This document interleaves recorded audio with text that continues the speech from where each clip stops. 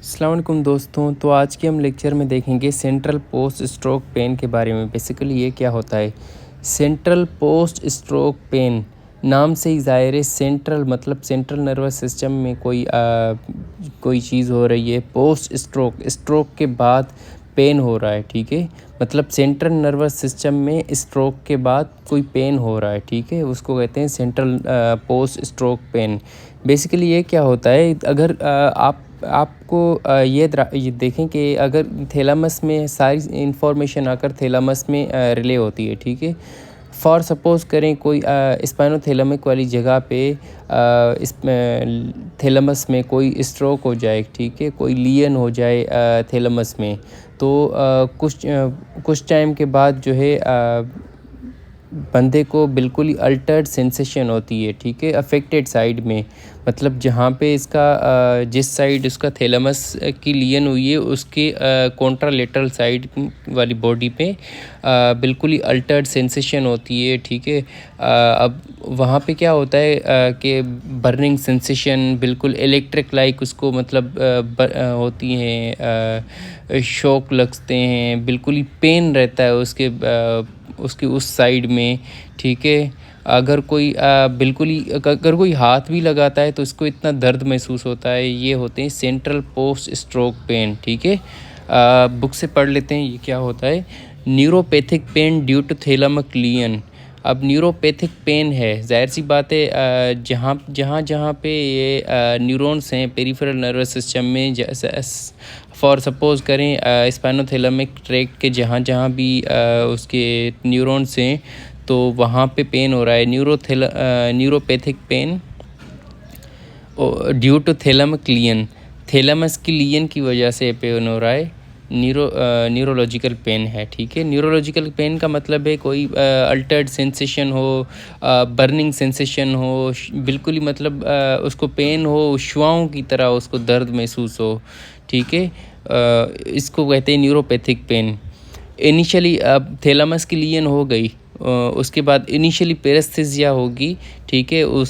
जहाँ जिस साइड का उसका थैलेमस की उसकी स्ट्रोक हुआ है उसके अल्टरनेट मतलब कि उसके कॉन्ट्रालेटरल साइड की बिल्कुल ही पेरेस्थीसिया हो जाएगी इनिशियली। पर जो है कुछ महीनों या हफ्तों के बाद जो है उसको ये सिम्टम प्रोड्यूस होंगे। उसमें क्या होगा? एलोडाइनिया। अब एलोडाइनिया क्या होता है? एलोडाइनिया का मतलब है कोई भी मतलब पेन काजिंग स्टिमुलाई ना हो, ठीक है। जैसे किसी का कोई हाथ लग जाए, ये तो पेन तो कॉज नहीं करता ना। अगर हाथ लगने से भी दर्द महसूस हो तो इसको कहते हैं एलोडाइनिया। अब एलोडाइनिया इसमें हो सकता है, डिस्थेजिया इसमें हो सकता है। डिस्थेजिया का मतलब है अल्टर्ड सेंसेशन, जैसे कि burning sensation, electric shock like pain होता है इसको, दर्द महसूस होता है इसको, ये सारी चीज़ें होती हैं, ठीक है। On contralateral side occurs in 10% of stroke patient. अब जो स्ट्रोक के जो भी पेशेंट होते हैं 10% में मतलब ये हो सकता है, ठीक है। सेंट्रल पोस्ट स्ट्रोक पेन मैं शुरू से बताता हूँ। सेंट्रल पोस्ट स्ट्रोक पेन का मतलब है कि कोई भी सेंट्रल नर्वस सिस्टम में जो है फॉर एग्जांपल थैलेमस में कोई लीजन हो, कोई स्ट्रोक हो, इनिशियली जो है पेरेस्थीसिया होगी, बाद में जो है अल्टर्ड सेंसेशन एलोडाइनिया होगा, ठीक है, ये होती है। अब फेंटोन लिम्ब पेन क्या होता है? फेंटोन लिम्ब पेन का मतलब है अगर कोई फॉर एग्जांपल मैं आपको कहानी बताता हूँ। किसी बंदे को डायबिटीज़ थी, ठीक है। डायबिटीज़ इसकी इतनी ज़्यादा थी कि उसको जो है लिम्ब की गैंग्रीन हो गई, ठीक है। अब गैंग्रीन की वजह से उसने एम्पुटेशन करवा ली। अब एम्पुटेशन के बाद भी इसको महसूस होता है उस बंदे को कि मेरा पैर तो है, ठीक है, और उसमें दर्द भी उसको होता है। ये होता है फेंटन लिम्ब पेन, ठीक है। अब बुक से पढ़ लेते हैं। Sensation of pain in limb that is no longer present, ठीक है। लिम्ब जो प्रेजेंट नहीं है पर उसकी सेंसेशन हो रही है और पेन हो रहा है, ठीक है। कॉमन आफ्टर एम्पुटेशन के बाद होता है, associated with reorganization of primary somatosensory area. अब होता क्या है कि जो अगर कोई एम्पुटेशन करवा ले तो उसके बाद हमारे प्राइमरी सोमेटोसेंसरी एरिया जो हमने पढ़ा था कॉर्टेक्स रीजन्स में, उसमें जो है कुछ रीऑर्गेनाइजेशंस होती हैं, ठीक है। वो अपने आप को इस तरह रीऑर्गेनाइज करता है, फिर वो जो लिम्ब की जो है सेंसेशन हमें महसूस होती है और उसमें पेन महसूस होता है, characterized by burning, aching, electric shock like pain. अब इलेक्ट्रिक शॉक लाइक, अब जो है स्ट्रोक के बाद इस तरह का पेन हो तो उसको कहते हैं CPSP, central post stroke pain. अगर एम्पुटेशन के बाद हो तो उसको कहते हैं फैंटम लिंक पेन, ठीक है। अब बातें हैं डिफ्यूज़ एक्सोनल इंजरी पे। अब डिफ्यूज़ एक्सोनल इंजरी क्या होता है? डिफ्यूज़ एक्सोनल इंजरी का मतलब है कि एसिलरेशन, डिसलरेशन या कूप, काउंटर कूप, जो इंजरी के बाद जो नेगेटिव प्रेशर हमें हमारे ब्रेन में जो है होता है, उसमें जो है चेंजेस की वजह से माइक्रो टीयर्स आ जाते हैं। जो ट्रैक्स हमारे ब्रेन में होते हैं ना, उसमें माइक्रो टीयर्स आते हैं। वहाँ पे जो माइक्रो वेसल्स होती हैं उसमें टीयर्स आ जाते हैं, ठीक है। उसकी वजह से सिम्टम्स जो महसूस होते हैं, जैसे बंदे को न्यूरोलॉजिक इंजरी ये हो जाती है, कोमा और वेजिटेटिव स्टेट में ये बंदा चला जाता है, ठीक है। इसको कहते हैं डिफ्यूज़ एक्सोनल इंजरी, ठीक है। अब बुक से पढ़ लेते हैं। Traumatic sharing of white tracks during rapid acceleration और डेसिलरेशन ऑफ ब्रेन। रैपिड एसिलरेशन डेसिलरेशन की वजह से जो ट्रॉमेटिक शीयरिंग हो रही है वाइट ट्रैक्स में, वाइट ट्रैक्स के साथ साथ उसमें माइक्रो जो वेसल्स होती हैं उसमें भी होता है, ठीक है। उनकी वजह से ये सिम्टम्स होते हैं। Usually result in devastating neurologic injury. इसकी वजह से न्यूरोलॉजिक इंजरी होती है। जाहिर सी बात है, ट्रैक्स की शीयरिंग हो रही है तो न्यूरोलॉजिक इंजरी तो हुई। Often causing coma or persistent vegetative state, ठीक है। कोमा, इसकी वजह से बंदा कोमा में जा सकता है और या फिर परसिस्टेंट वेजिटेटिव स्टेट रह सकती है। अब इसको डायग्नोस करने के लिए हम MRI करवाते हैं। MRI में मल्टीपल लीजन हमें मिलती हैं, पंक्टेट हेमरेजेस, ठीक है। मैंने आपको बताया ना कि माइक्रो जो वेसल्स होती हैं उसमें शीयरिंग हो जाती है, उसकी वजह से हेमरेज होती है। ये पंक्टेट हेमरेज हमें मिलती है। इन्वॉल्विंग वाइट मैटर में हमें मिलती है। ये पिक्चर है इसकी, ये देखें, बिल्कुल जहाँ पे ब्लैक सा एरिया है यहाँ पे शेयरिंग हुई है, ठीक है। अब ये most commonly motor vehicle accident के बाद होता है, या फिर जो प्रोफेशनल जो ड्राइवर्स होते हैं, जैसे रेसिंग वाले ड्राइवर्स, तो उसमें ये हो सकता है। या फिर एक इसकी पॉइंट है कि जो बच्चों में अब्यूज़ होता है, ठीक है। अब्यूज़ का मतलब है उनको मारा जो जाता है, बार बार थप्पड़ मारे जाते हैं, तो उनकी वजह से ये ब्रेन में जो है शीयरिंग हो जाती है, ठीक है। तो इसमें भी बच्चों में भी मिलते हैं ये, अगर उनके साथ अब्यूज़ हुआ हो, डिफ्यूज़ एक्सोनल इंजरी। अब बातें एफेजिया पे। एफेजिया का क्या मतलब है? एफेजिया का मतलब है कि अगर कोई बंदा बात ना कर पाए या बातों को समझ ना पाए, उसको कहते हैं aphasia. It is inability to understand और form language, it is called aphasia, ठीक है। अब एफेजिया के कुछ टाइप्स होते हैं, जैसे Broca's aphasia, Wernicke's aphasia, conduction aphasia and global aphasia. Depend करता है कौन से पार्ट की लीजन हो रही है। अब ब्रोकाज एरिया हमने पढ़ा था, Broca's area inferior frontal gyrus में होता है। ये देखिए, फ्रंटल गायरस के नीचे बिल्कुल ही, इसको कहते हैं इन्फीरियर फ्रंटल गायरस, इसको कहते हैं ब्रोकाज एरिया। अगर इसमें लीजन हो तो इसको कहते हैं ब्रोकाज एफेजिया। अब ये देखें, अगर वर्निकीज एफेजिया जो है पोस्टीरियर सुपीरियर टेम्पोरल गायरस, ये देखें टेम्पोरल का पोस्टीरियर और सुपीरियर गायरस है, तो इसको कहते हैं पोस्टीरियर सुपीरियर टेम्पोरल गायरस में अगर ये, इसको कहते हैं वर्निकीज एरिया। अगर इसकी कोई लीजन हो जाए तो इसको कहते हैं वर्निकीज एफेजिया। और ये होता है आर्क्यूएट फाइबर। अब आर्क्यूएट फाइबर क्या करते हैं, ये ब्रोकाज एरिया और वर्निकेज एरिया को एक साथ मिलाते हैं, उनके बीच में कनेक्शन होता है, ठीक है। ये होते हैं आर्क्यूएट फाइबर। अब आर्क्यूएट फाइबर में कोई मसला हो जाए, उसकी कोई लीन हो जाए, तो उसको कहते हैं कंडक्शन एफेजिया, ठीक है। अगर तीनों में मसले हो जाएं तो इनको कहते हैं ग्लोबल एफेजिया, ठीक है। ये आपने एरियाज़ याद रख करें। ब्रोकाज एरिया 45 इसको कहते हैं, और ये इन्फीरियर फ्रंटल गायरस में होता है, और ये Wernicke's area posterior superior temporal gyrus में होता है। बाकी आर्क्यूएट फाइबर ये होते हैं, ठीक है। अब हमने एनाटमी पढ़ ली, अब हम थोड़ा सा बुक से पढ़ लेते हैं। बुक से पढ़ते हैं। Aphasia high order language deficit. Aphasia higher order language deficit होता है। इसका क्या मतलब है? Inability to understand or produce or use language appropriately. अगर कोई बंदा कोई लैंग्वेज जो है समझ ना पाए, या फिर बात ना कर पाए, या फिर कोई लफ्ज़ जो है गलत इस्तेमाल करे, तो उसको कहते हैं एफेजिया, ठीक है। अब गलती से जो गलत इस्तेमाल करते हैं लफ्ज़, उसको एफेजिया नहीं बोलते, वो अलग चीज़ है। कास्ड बाय पैथोलॉजी इन dominant cerebral hemisphere usually left. अब ये मैंने आपको सेरिब्रल कॉर्टेक्स वाले लेक्चर में बताया था कि जो वर्निकेज एरिया और ब्रोकाज एरिया होते हैं वो डोमिनेंट एरिया में जो होते हैं। बाकी जो नॉन डोमिनेंट होता है उसमें नहीं होते। वैसे ब्रोकाज और वर्निकेज की जगह दूसरे होते हैं, ठीक है।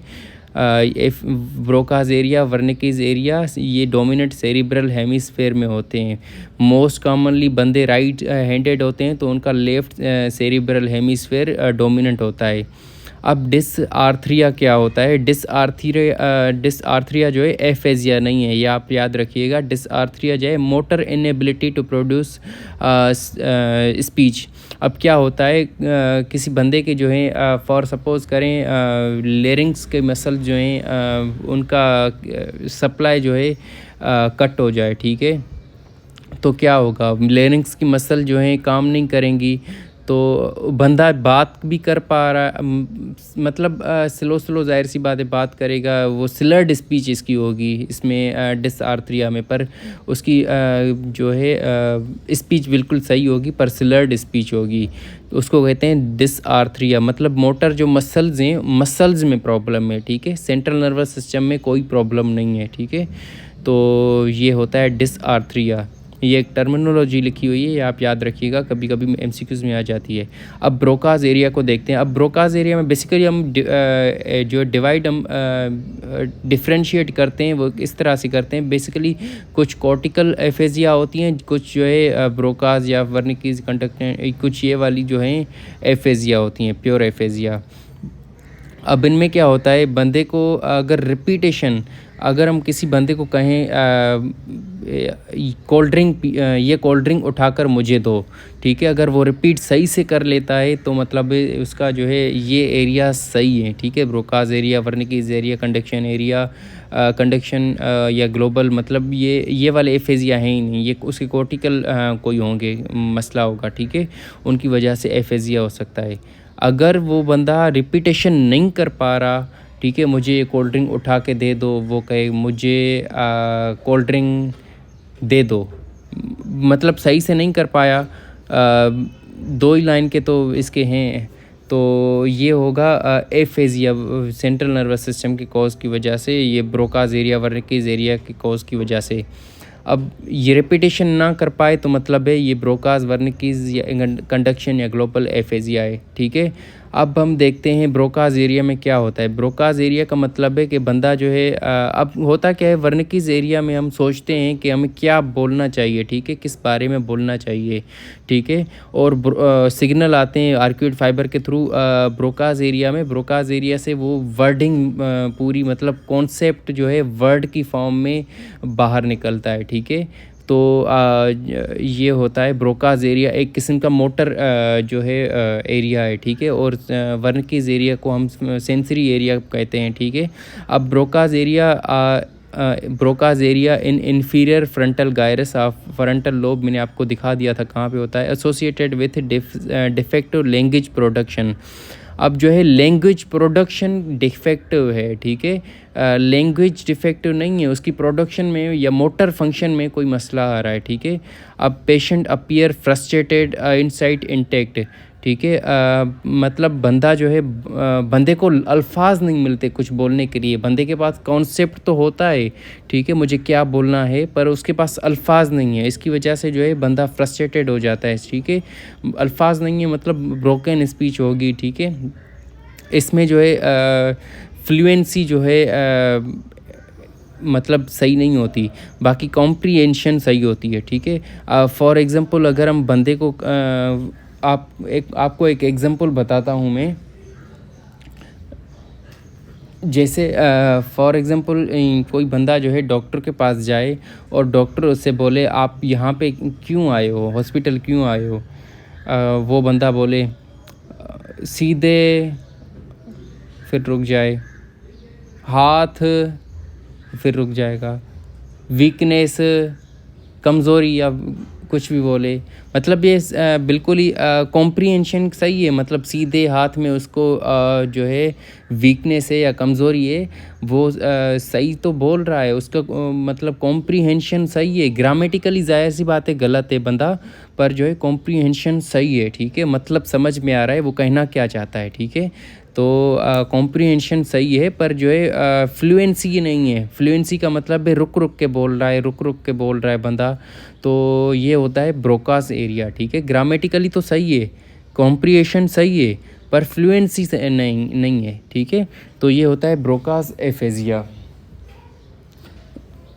अब देखते हैं वर्निकीज एफेजिया। अब वर्निकीज एफेजिया में क्या होता है। वर्निकीज एफेजिया का मतलब है कि जो लैंग्वेज, जो कॉन्सेप्ट, मतलब जो मोटर तो एरिया ब्रोकाज एरिया है ना, वर्निकीज का मतलब है कि वर्निकीज में कॉन्सेप्ट आता है कि हमें किस बारे में बोलना है, क्या बोलना है, ठीक है। तो ये वर्निकीज एरिया होता है। अब वर्निकीज एरिया हम बुक से पढ़ लेते हैं। Wernicke's area in superior temporal gyrus, superior posterior temporal gyrus में होता है। अब associated with impaired language comprehension, इसमें कॉम्प्रीहेंशन जो होती है सही नहीं होती, मतलब बंदे की इनसाइट सही नहीं होती, बंदे को पता ही नहीं होता मैं बोलना क्या चाहता हूँ, ठीक है। मतलब वो सही ग्रामेटिकली तो सही होगा वो क्या बोल रहा है, पर उसका कोई तुक ही नहीं बनेगा। फॉर सपोज़ मैं आपको बताऊं, वो कहेगा कि आप अगर उससे पूछें कि आपने कल मैच में गए थे, आपने क्या देखा, वो कहेगा पानी टेबल पे नाच रहा था, तुम घूम रहे थे। वो मतलब पता नहीं, इस तरह नहीं बोल के एड़े टेढ़े अल्फाज बोलेगा जिसका कोई तुक ही नहीं बनेगा, ठीक है। तकिया तकिया ऊँट के नीचे, तकिया ऊँट के नीचे पड़ा था मैं, नीला था, सूरज चांद था। मतलब कोई तुक ही नहीं बन रहा, कोई समझ में ही नहीं आ रहा। उसका फ्लुएंसी भी है पर उसकी कॉम्प्रीहेंशन सही नहीं है, ठीक है। तो इसको कहते हैं वर्निकीज एफेजिया। अब कंडक्शन एफेजिया में क्या होता है। कंडक्शन एफेजिया में कॉम्प्रीहेंशन भी सही होती है, फ्लुएंसी भी सही होती है, ठीक है। मतलब कि बंदा सही से बोल पाता है, पर जो है उसमें जो है क्या होता है कि रिपीटेशन नहीं होती। रिपीटेशन नहीं होती तो इसको कहते हैं कंडक्शन एफेजिया। फॉर सपोज़ करें कोई बंदा आपके पास आया हॉस्पिटल, आप उससे पूछें आप यहाँ पे क्यों आए हैं, वो कहेगा डॉक्टर साहब असल में मुझे ये मसला है कि मुझे बात करने में कल से कोई मसला हो रहा है, ठीक है। तो मतलब फ्लुएंसी भी सही है, कॉम्प्रीहेंशन भी सही है, वो सही से बोल रहा है। अब अगर उससे पूछेंगे कि आप जो है ये कोल्ड ड्रिंक वहाँ उठाकर रख के वॉलेट उठाकर लेकर आओ, उससे बोलो ये रिपीट करे, तो वो सही से नहीं, रिपीटेशन सही से नहीं कर पाएगा। वो कहेगा ये कोल्ड ड्रिंक वहाँ, वॉलेट यहाँ, इस तरह कुछ बोलेगा, मतलब रिपीटेशन नहीं कर पाएगा, ठीक है। वो इसका होगा कंडक्शन एफेजिया।